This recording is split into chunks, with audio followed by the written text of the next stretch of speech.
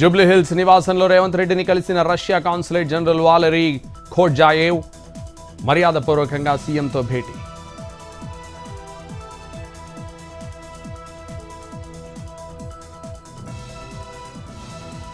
వ్యవసాయ శాఖ అధికారులతో మంత్రి తుమ్మల నాగేశ్వరరావు సమీక్ష. రైతులకు మెరుగైన సేవలందించే విషయంపై చర్చలు. వివిధ విభాగాల ప్రస్తుత పనితీరు, భవిష్యత్తు కార్యాచరణపై సమాలోచనలు.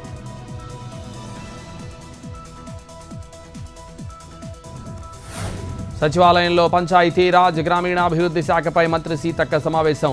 పర్యావరణం, సహజ వనరుల పరిరక్షణపై చర్చలు. వాల్టా రాష్ట్ర స్థాయి అథారిటీ తొలి మీటింగ్.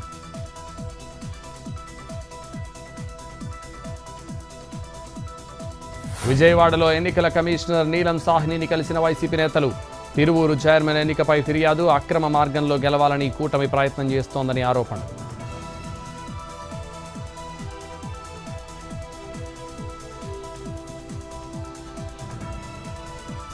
పెద్దపల్లి జిల్లా రామగిరి మండలంలో మంత్రి శ్రీధర్ బాబు పర్యటన.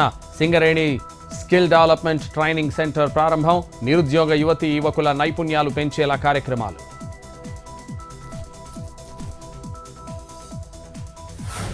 తిరుమల ఆలయంపై డ్రోన్స్ ఎగరడం మీద టీటీడీ బోర్డు ఆందోళన. కౌంటర్ చేసేందుకు యాంటీ డ్రోన్ వ్యవస్థ తేవాలని నిర్ణయం.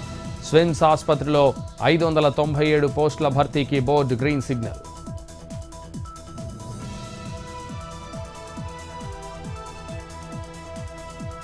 ఉపాధ్యాయ సంఘాలతో ఫలించిన ఏపీ ప్రభుత్వం చర్చలు. ఉద్యమ కార్యాచరణ తాత్కాలికంగా వాయిదా వేసిన యూనియన్లు. మొత్తం 12 డిమాండ్లను ప్రభుత్వం ముందుంచిన టీచర్లు.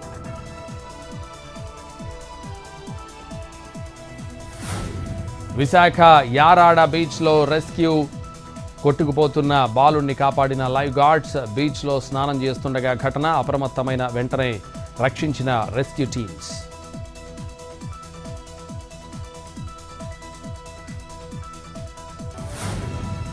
హైదరాబాద్ పాత బస్తీలో అగ్ని ప్రమాదం. 3 అంతస్తుల భవనంలో అకస్మాత్తుగా చెలరేగిన మంటలు.